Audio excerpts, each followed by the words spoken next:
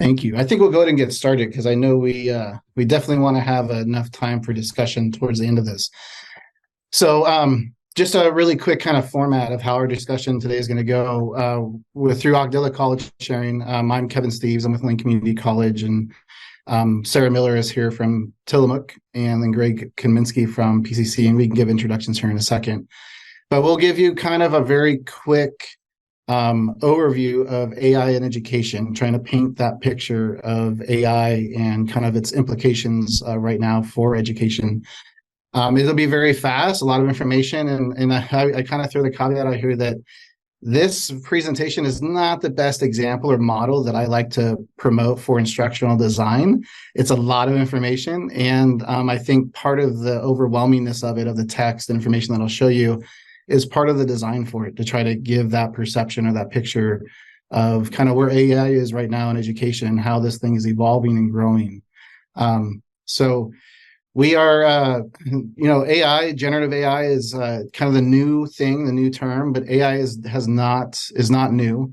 AI has been around actually for quite some time. If you can remember back to your Microsoft Office days, if you use Microsoft Word, Clippy was one of our, well, at least one of the first AIs that I can remember. And you start to type something, and Clippy would pop out the little paper clip and would ask you, "It looks like you're writing a letter. Would you like some help?" So to me, that was one of the first versions of generative AI, I guess is what you could say.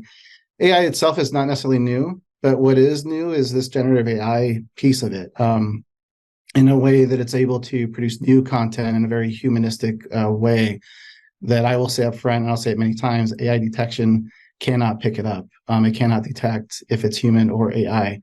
So it's definitely something. And I think what it is generative AI is what brought our attention to AI and AI's implications in education in general. So we'll go through a couple of these slides, just trying to paint a picture.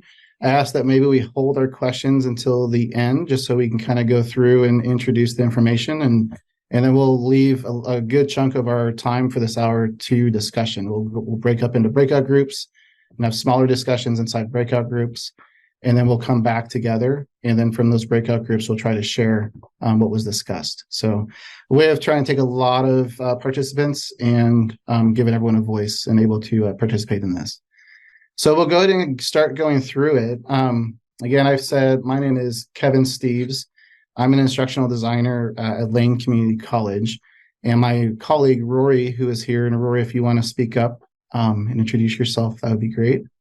Hello, everyone. Yeah, I work with Kevin Steves at Lane Community College. I'm a learning system technology analysis and design specialist. And yeah, I'm looking forward to chatting with about AI with y'all. Thanks, Rory. And then Sarah and Greg, would you mind taking a second to introduce yourselves and helping to collaborate and organize this event for us? I'm Sarah Miller. I'm at Tillamook Community College. I'm the online instruction coordinator. Hi, everyone. I'm Greg Kaminsky at Portland Community College with online learning, and I teach a reading class there as well. And yeah, I'm active with a statewide group as with Kevin and Sarah on these professional development sessions. Thank you, Kevin. Thanks, everyone. As you can see on the slide, what I would like to do, and there we have 41 people here, so we're not going to be able to unmute and introduce ourselves individually. But if you can in the chat, just introduce yourself, your name, your home institution. And what I'm really interested in hearing is, what question do you have about AI right now? So I'm sure you came here with some questions, probably multiple questions, but what's at least one right now that you'd like to throw in chat? And I don't know that we're going to be able to answer or address those questions today, but I think somewhat in sharing what our questions are is important for us to give a perception or understanding of where each of us are right now. I've been in a lot of discussions, statewide, regional wide, and within my own institution. And what I'm finding is we're not far off. I mean, there's a pendulum and a spectrum of where faculty or staff are in AI adoption, their understanding of AI. But I think a lot of our concerns are very similar. A lot of our questions are very similar. And then a lot of our ideas on, how we could implement AI. I think we have a lot of the same questions and same kind of excitement around those things. So I'd love to hear those perceptions and see in the chat. It looks like it's going. I also encourage you to use the chat. I know a lot of times the chat is where some of the best conversations occur. I'm not distracted by the chat. So as we're talking and presenting around this, please let the chat blow up and use it as much as you like and add to the conversation that way. So again, we're going to go through this pretty quick. Again, I give a caveat is that I'm unfortunately with this presentation, it's not what I hope to model as instructional design. You'll see why in a second. But I think it's very important information that we just kind of got to throw it out there. In the instructional design world, we call throwing spaghetti. We throw a lot of different ideas at the wall. Some noodles stick, some don't. So that's kind of an explanation of what these slides are about. So generative AI in education. Lots and lots of words. And again, this slideshow is a resource for you. I've thrown the links in there. There's the QR code that you can also use if you have a mobile device, if you want access to this. But what I hope with these slides are it's something that you come back to. It's not just a one and done. I hope you come back and look at any one of these different ideas of how AI could be implemented into education. But any one of these little topics, a writing aid, a research tool, could be easily an hour discussion just in of itself. So there's a lot of stuff here to unpackage or unwrap, all right? And so trying to just get an understanding of what this can do, taking a 50,000-foot view of all this stuff. And then when you find, certain pieces of it that are interesting or you think your institution could benefit from, then drill down onto that specific thing. So I like to just kind of read the bolded text. You're welcome to come back to this anytime you want to kind of get a little bit more in depth of these. So how can generative AI in education work? Instant support for our students. There's adaptive responses. You have practice and revision. There's the interactive learning. A writing aid is one of the top things that I'm seeing so far.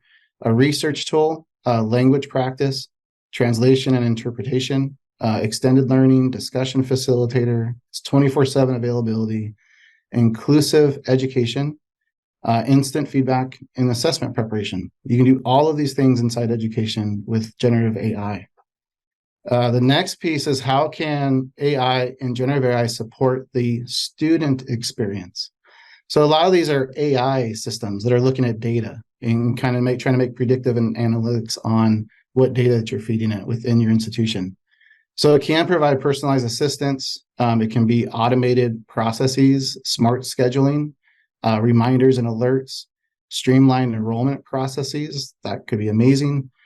Predictive analysis, early identification of at-risk students, customized support and engagement, feedback and adaptation, data-driven decisions, and then again, 24/7 accessibility. So lots of different areas and avenues that we could implement AI to impact the student experience.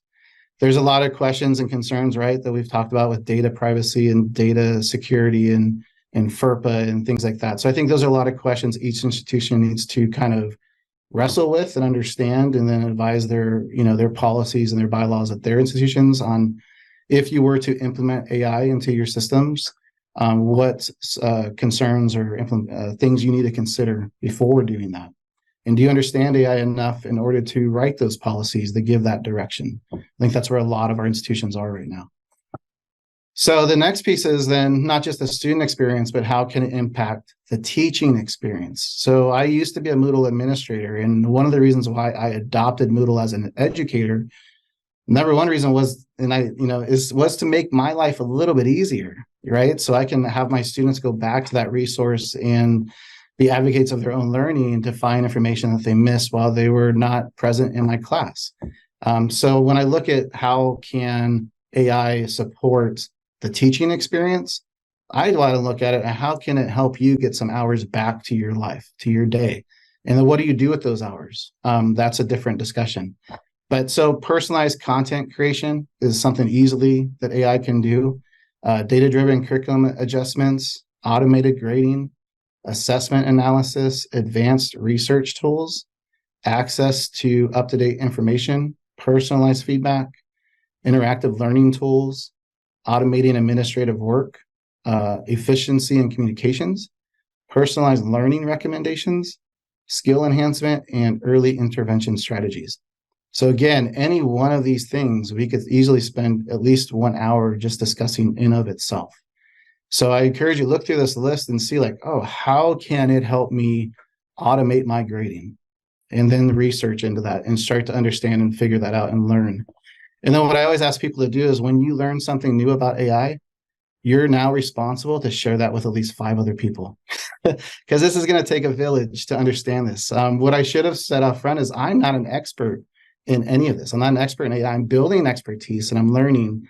But I think what all of our institutions are doing, and even the faculty and staff within the institution, we are exploring this together. We're learning. This is definitely an exploration phase of this to understand what is AI, how does it apply to teaching and learning.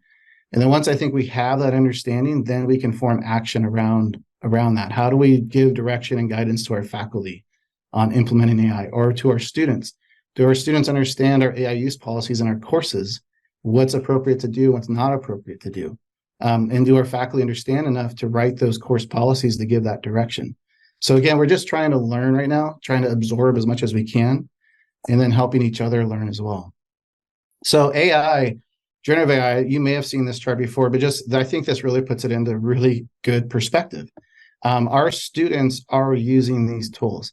I'm not going to say they're using them to be academically dishonest, because I don't think that's the case. I think they're using it to help them learn and help them construct information and learn information, and to help them communicate that information. Now, if they're using it for academic dishonesty, I think that's sometimes debatable. And what does that look like? And does that look the same in every single one of our courses? It probably does not. So then thinking of it as in the student perspective, how does a student navigate all the different AI use policies across the institution? So just kind of, I don't know if there's an answer to that right now, but just I think something to keep in mind as our institutions grow and build these things. So within 2 months, it rose to 100 million users. And if you think about it, I think about right now is the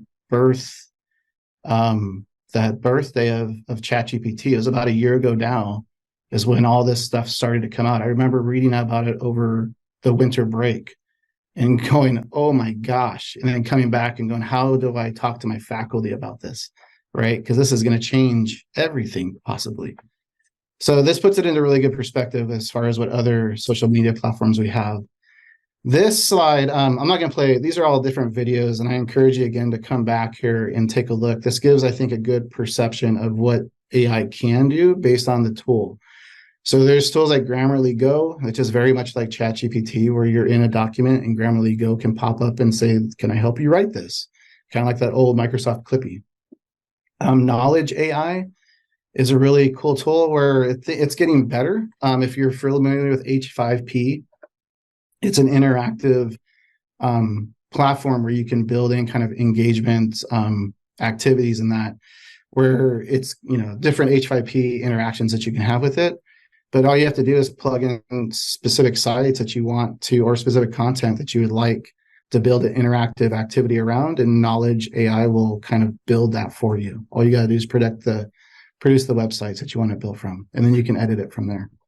Conmigo, I know there's some K-12ers, K-12 faculty and staff in the room. So welcome. Thank you so much for being here. I think from our K-12 folks, we have a lot to learn from as a community college or higher ed institutions on what their students are seeing, what their faculty are experiencing, because those are our future students. I think a partnership is very valuable there.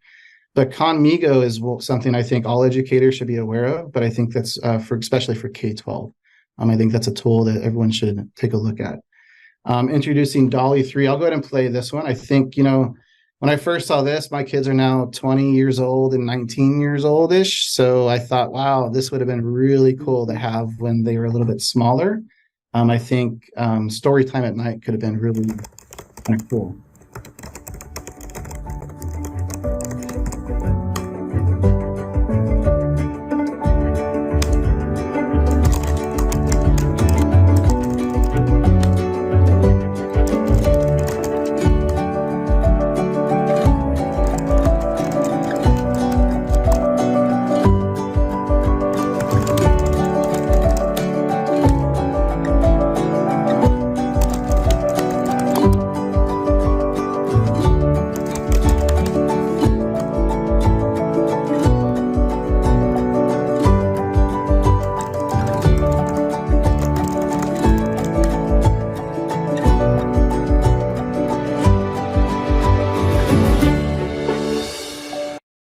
So I think one of the takeaways from that is, one, it's just amazing technology, and you can just let your imagination go kind of where you would go with that. But in the demonstration, how the person interacted with the AI. It was very kind of personable. And so I really encourage a lot of our faculty to kind of approach it in that way. It's very strange and kind of awkward to think of it in that way. But when you interact with these things, kind of imagine as if you're interacting with a colleague or a human, almost a human being, where you're kind of engaging with it and asking questions and trying to drill down further and deeper. And the way that it engages back with you sometimes can be a little bit more enriching. I even say thank you and please a lot of times. And I think also too, it keeps me in that mindset of trying to get something more authentic versus just something that a computer program can spit out. The last thing on this, well, actually a couple other things. This here, this is one of the coolest things I've seen is really with assistive technology and what AI is able to do, generative AI. There's Be My Eyes, which is an application that's been around for a while that would require usually a live person to kind of look through your phone's camera and then describe to you what's going on around you. Be My AI, it takes ChatGPT basically and does that for them so they can use their cell phone to use the camera and point it at certain areas. And then that application will then describe what is being seen. So if someone comes up with they can't see the label on their soup container or something like that, and they want to see how to cook it, that application could then, kind of describe to them and walk them through that process. So it's a really neat story. And I think when I want to get excited about AI, those are the types of things I look at as I look at what are the super cool things that we can do now that we just couldn't do before. So that's really neat. The last part is these GPTs. I don't know if you've heard of these yet, but this is something that's fairly new. It came out in the last few weeks. Anyone now can create a GPT. So you've got Chat GPT that you can just go use, right? That uses the internet and the data that's been trained on previously. But you can create your own GPT where you can basically you can train it on whatever data you want to train it on. So one of the examples I've been using is I've been just taking OER textbooks and loading them into these GPTs and creating a personalized GPT based on that content. So I used to teach biology. Genetics was one of my favorite topics to teach. And so I found an OER on genetics. And so I just built a teacher assistant around it. And what I did is I fed it the OER textbook. And then I also told it to look at OSCAR best practices. And so when I engage with it, it should be pulling information from my textbook and then providing me course design strategies based on OSCAR, Open SUNY Course Quality Review. It's an OER-based best practices guide. And so the more I interact with it, the better this can get. And the more I train it, the more detailed or complete responses it can give me based on what I provided it. There's a link in here that you can follow, and it shows you the interaction I had with it. I think I can be able to follow it here. And it shows you the interaction I had with it on, I need to create an authentic assessment to measure, monohybrid crosses in Mendelian genetics. So it gives me some ideas, and I find one. I go, I like the idea of creating your own experiment. So I go through it. It creates an experiment for me. And I said, wow, I really need this in kind of student-friendly directions. It rewrote it for student-friendly directions for me. I thought that was great. And if I get down to my next interaction, I need a rubric for this. And so then I went through and it helped me build a rubric, right? And then I really kind of want a pre-assessment for my students as well, just so that help them understand if they're understanders or not. So then I went through and created a 10-question, and I just had multiple choice question. And I also use Moodle. And Moodle only takes certain formats of quizzes and that I put into it. So I said, okay, well, great. Can you then now make this into Aiken format for me? So then I can just take it and directly upload it to my LMS.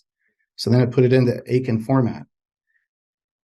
So then I said, okay, well, this is great, but I also have a student with vision impairment. So can you help me accommodate the student, give me ideas of how to do accommodations? And so here it is. What I'm doing with this is I'm trying to just show the interactions you can have and kind of the outputs that it produces. But what gets me is this was completely done in 10 minutes, right? So this was a 10-minute interaction with this genetics OER AI. But imagine if in that amount of work, I could do all that, sure, as an instructional designer, but that might take me 3, 4, or maybe even longer hours, right? So if this is only 10 minutes, I can get to this level. Imagine if I actually took those 3 or 4 hours and kept interacting with this thing and trying to get deeper and deeper. What could I produce from that time? So I think sky's the limit, possibly there. And go back to slideshow. Grammarly. I did this other day. I forgot. If you have a bunch of videos, you can't just hit enter. All right. So this, again, just more AI tools. Rory, you had this slide up here. I was wondering if you wanted to kind of touch base on what this was. Yeah, so I actually came across this, and thanks for clicking on the link there. This was created by Dr. Ann Arndt at Utah Valley University, and they have, basically created a repository of all these different, for education specifically, different tools that you could use. I actually came across this at the ITC Fall AI Summit. If any of you guys were there, you may have seen it. But I figured it'd be a good resource, and especially kind of streamlines it a little bit more for education versus like maybe AI tools that are for industry or other marketing or whatnot. But there's text to speech, lots of different options that you can choose here. And I think there's a link to the slides in the chat that Greg had dropped, so you'll be able to access this resource from that. And that's really the main thing about this particular article. Thanks. Thanks, Kevin.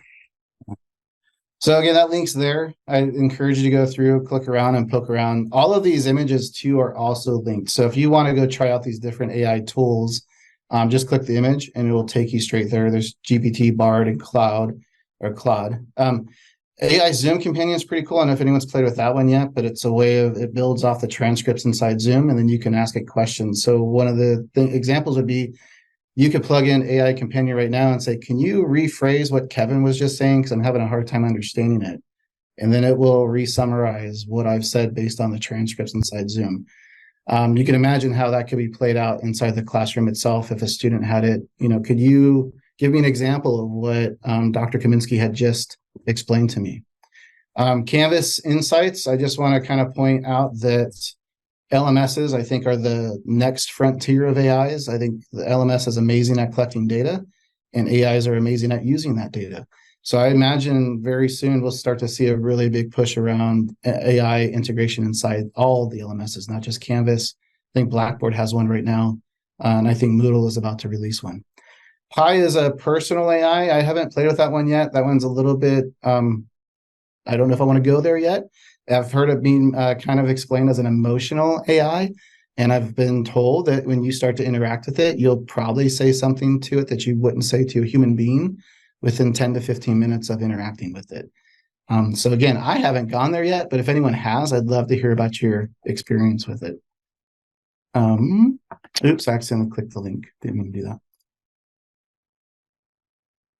So if you are wondering, oh, I don't know, I want to find out if there's an AI for whatever, there probably is. So there's an AI for that. There's a website that you can plug in anything you're trying to find around AI, and then it should come up with a bunch of different tools that you could try. So I encourage you to poke around there and just play.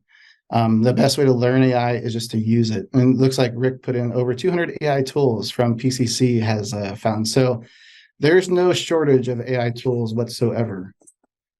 We did also link a bunch of other additional resources in here. I know with faculty right now, just trying to understand syllabus. What should I have in my syllabus and my course AI use policies? So we linked a bunch of those in there. Just different resources too. I think, Flower Darby is somebody that I really respect on her views of online teaching and learning. So she has an article in there. And then SUNY, who is SUNY State University New York System, who is also the ones that originated OSCR, Open SUNY Course Quality Review Rubric, or I think I got that right. They have a really robust guide on optimizing AI in higher education. And even though it says higher education, I know from our K-12 friends here, I think that could be applied anywhere. It's not just higher ed. Talk with your students. I think that's one of the first things to reducing AI anxiety. Try to encourage all of our faculty to try and have a conversation with our students. And then some other things that you can do if you're trying to figure out how to use AI in your class, if you want to do certain activities or assignments, some resources around that. And then Oregon State did a really great Bloom's Revisited. So they took the Bloom's taxonomy and kind of plugged into around AI. How does AI impact each level of Bloom's? And it's a guide for faculty to kind of review and look at and try to do a self-assessment of their own activities and if they need to redesign their activities based on AI and what they're trying to measure. So again, all of those are clickable. Come back to this presentation and click as much as you like. And that is the sum of it for at least the kind of the big, just kind of trying to paint a picture, right? Just throwing a bunch of stuff out there. And now hopefully you've got some ideas and we want to start generating some discussion. And so what we'd like to do is break you into groups, smaller groups, just breakout rooms, and try to, discuss your thoughts on the impact of AI in teaching and learning. What are some potentials and some challenges? And we have a Google Doc that we'll throw into the chat here as well, that will ask based on what breakout room number you get into, that's your group number, and then just complete that section for that group number. And we're just trying to gather everyone's summaries of their thoughts. And then when we come back in about 15 minutes, I think, we'll ask you to kind of speak out and share around what your group had discussed. So I'll stop here for a little bit and see if there's any general questions right now. And then we can break them into breakout groups. Oops. Hopefully you had some good discussions with your smaller breakout groups.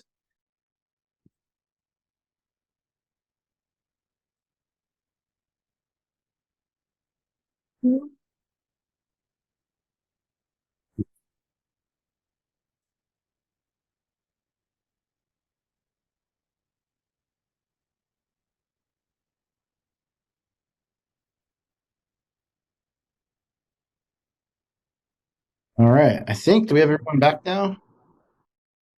I think we do. Looks like it.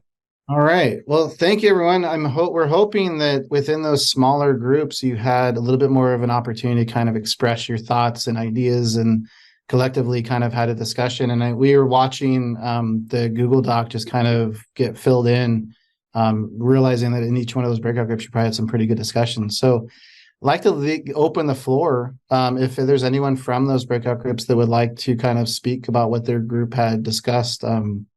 Kind of give that opportunity now and just see where the discussion takes us.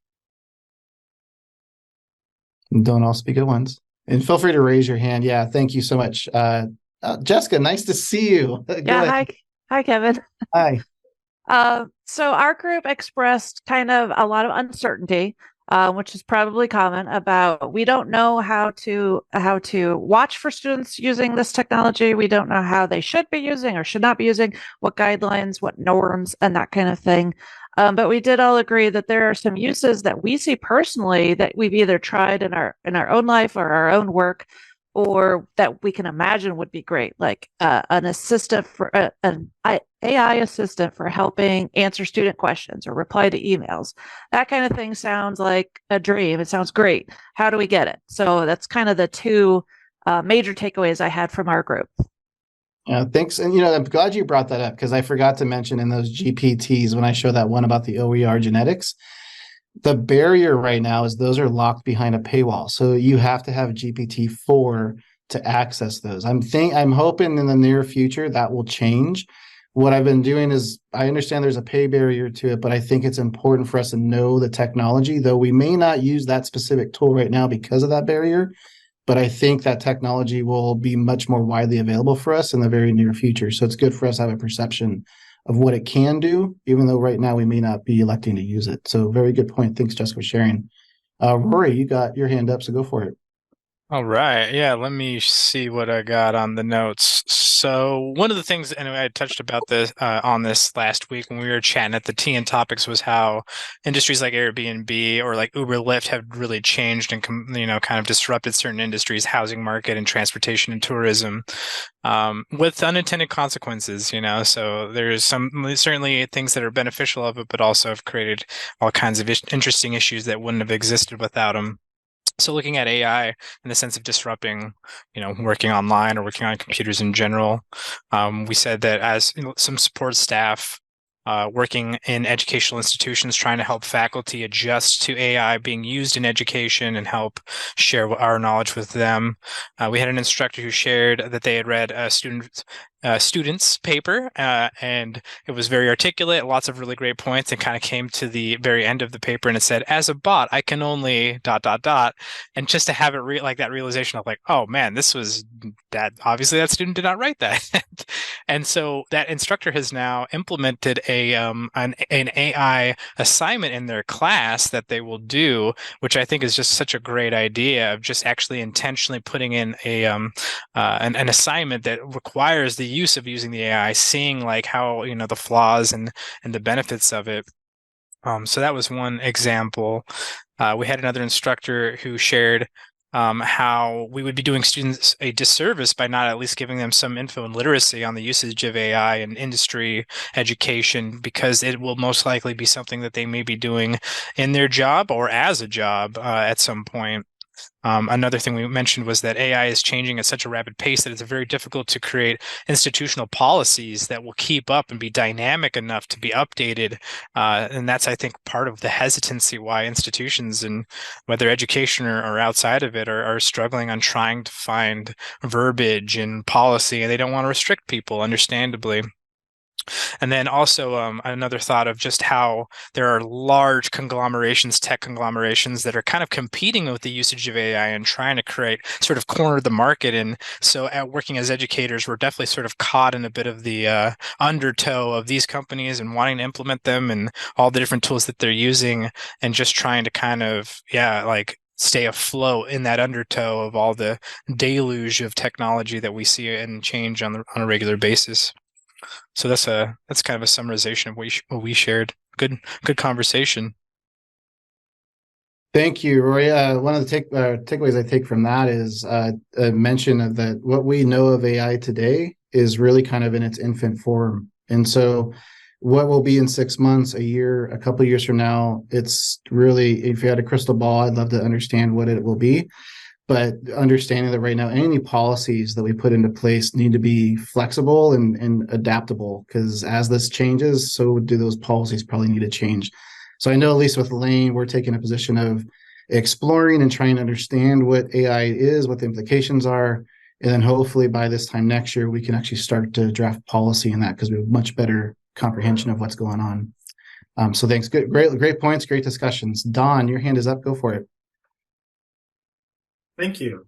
Yeah, our group had a pretty interesting conversation. One of the points I brought up that I wanted to ask the larger group is, I've tried to employ using ChatGPT in the classroom, and having in a computer lab where students are sitting down interacting with the system as a group was quickly thwarted by the fact that only half of the class could actually access the system, and the other half got a 404 error, could not access the website.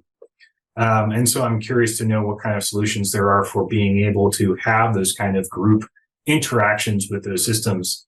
One of the members of our group recommended Claude AI as a good system that they use in accessing and using the AI system, and recommended using it for things like brainstorming paper topics, and using it as a means of troubleshooting responses that we get. It was a general comment that we want to incorporate or find ways to use AI or work with AI in lesson planning and development. Yeah. Great comments. I would say too, what I've noticed when talking with faculty about when they want to integrate AI into their activities and assessments, I think that's great. And I think as long as as long as the technology is not getting in the way of the teaching, then I would say then go ahead and do it. But don't let the technology drive the teaching. And then also with AI use, because of everyone needs to kind of have their own individual accounts to use it, your students would have to give away their data or their information. And some are totally okay with that. Like, I look through the agreement options and I just click, yes, I agree. Let me go use the tool. I'm fine, but some are not that relaxed.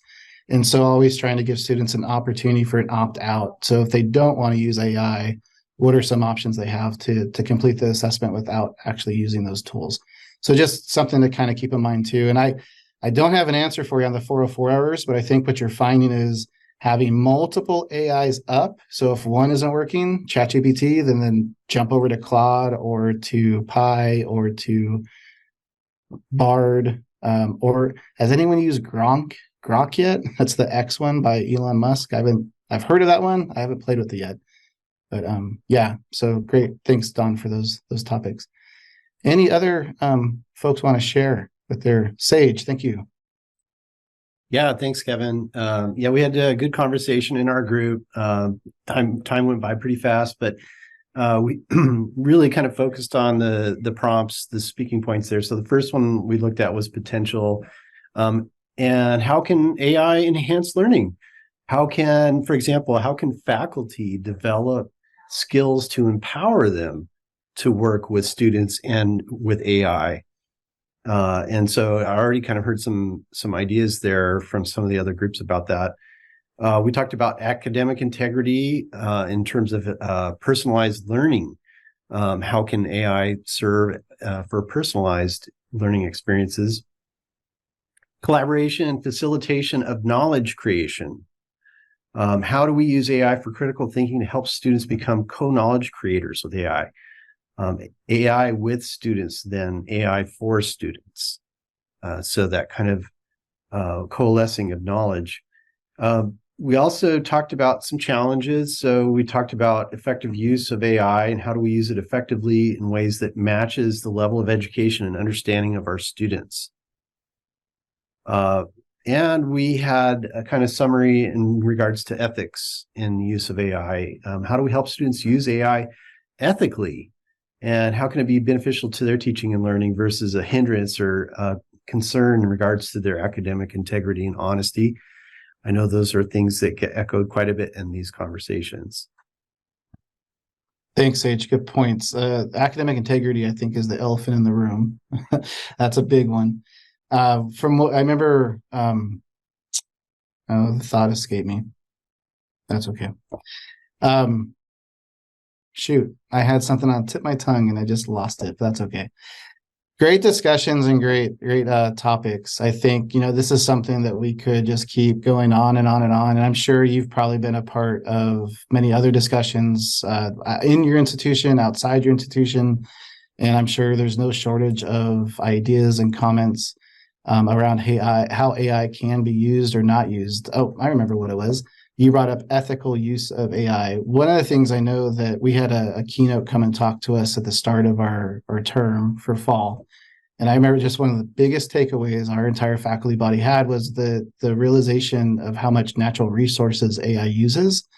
What we were explained was with each query in AI, it takes about 8 ounces or 1 bottle of water.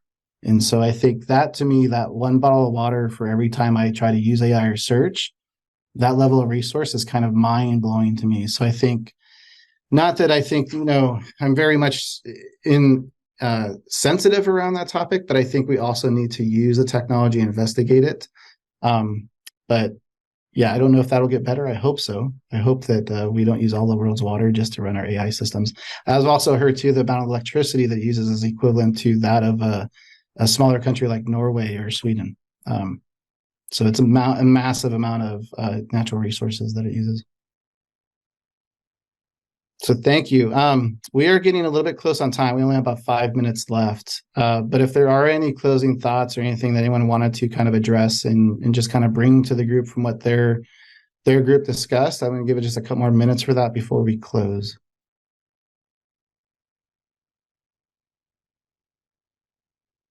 Yeah, Rory, go ahead again. Yeah, I just wanted, and we had this is echoing what we discussed last week as well, but Kevin, a lot of the times when he's at Lane Community College, will say, I'm not an expert. And I think that's a really important thing to remember especially when maybe you have faculty or other people asking you questions about AI and want to think coming to you for answers. Usually I think the best thing is for them to actually use it themselves and to actually understand it from using it themselves versus maybe you explaining it. But I think the idea of having some sort of AI literacy, and I put a little link in the chat that it's a really great article talking about as a beginner using AI, just having some kind of literacy. And I think, it's really easy to get overwhelmed with the sheer amount of the rapid change and how I definitely get overwhelmed by it for sure. But I do think it's really helpful, just like you're trying to learn about media literacy, you watch commercials, shows, whatever media it is, to have some literacy with that. I think approaching it with that sort of in that context and knowing that having some AI literacy will not only benefit you, but probably other people that you'll be working with and also your students. So that was just kind of some thoughts that I wanted to share before we concluded. Yeah, thanks, Roy. Appreciate that. Well, great. I don't think if there's no other comments or questions or cries of outrage or concern, I think we'll probably close this session. I appreciate everyone's participation and discussion, and I knew the chat would get busy, so I thank everyone for kind of contributing there too. We'll save that chat and probably be able to share it out, I imagine. And then we have the slides that we'll also make sure those are shared out as well.